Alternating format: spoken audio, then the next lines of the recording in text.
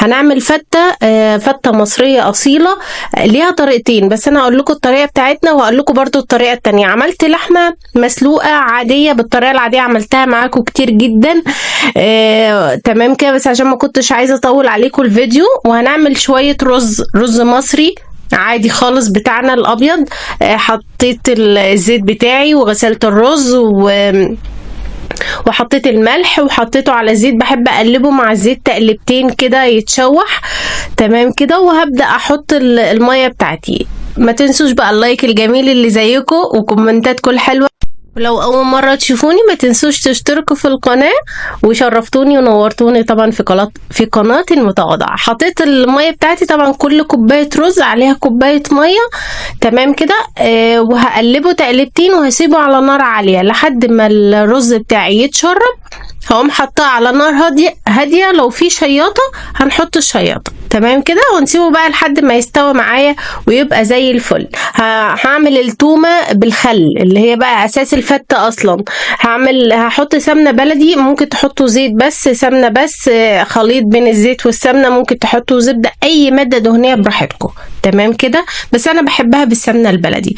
ومعايا بقى معلقة محترمة كده من التوم المهروس بتاعي، وهحمر التومة في المادة الدهنية بتاعتي زي ما قلت لكم لحد ما اللون بتاعها يصفر تمام كده. في ناس بقى بتعملها بالصلصة، بس يعني احنا لا، ما بنحبهاش بصراحة بالصلصة. عملت معاكم الفتة الصعيدي، التقلية الصعيدي بقى، مش فتة صعيدي. بعد ما التومة بتاعتي احمرت كده حطيت الخل وهي كده تمام، وطفيت النار وتمام قوي معايا. وحمرت كمان بطاطس في القلاية الهوائية.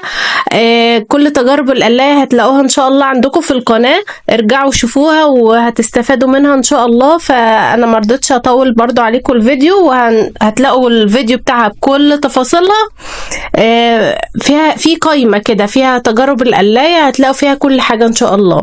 معايا بقى عيش بلدي، عيش شامي، على حسب بقى ما انتوا بتقولوا عليه. لو في بقى العيش البيتي اللي هو المتحمص الناشف ده، يا سلام، ده بصوا بتودي الفتة في حتة تانية خالص.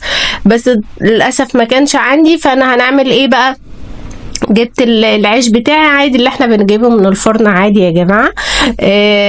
قصقصته كده زي ما انتوا شايفين، وهقصقص كل الكمية بقى. طبعا الكمية دي على حسب عدد الأسرة، وبألف هنا عليكم، وربنا يحسن ما بين ايدينا، اللهم امين جميعا يا رب. حطيت بقى الزيت، عملت معاكم كمان العيش في القلاية، ارجعوا شوفوه.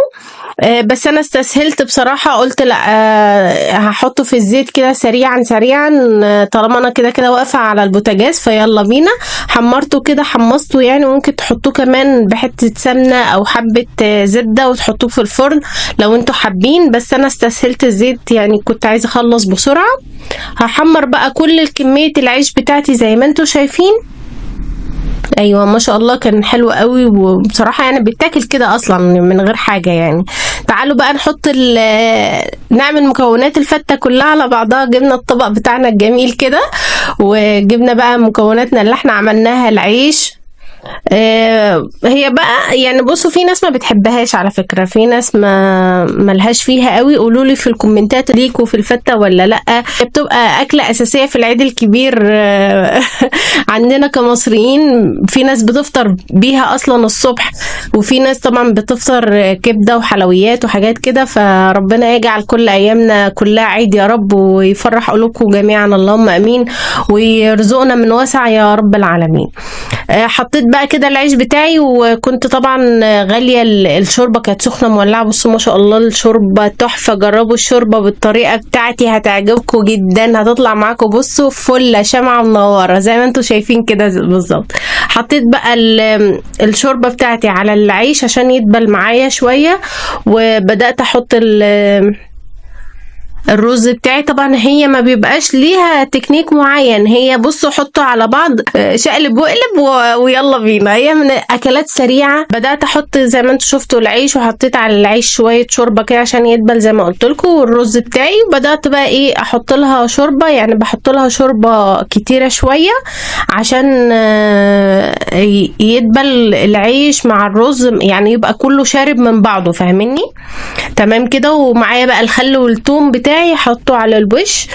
زي ما قلت لكم في ناس بتسبك صلصة، يعني بتعمل طماطم عصير وبتسبكها وبتحطها على الخل والثوم وتبقى برضو فتة بس بالصلصة.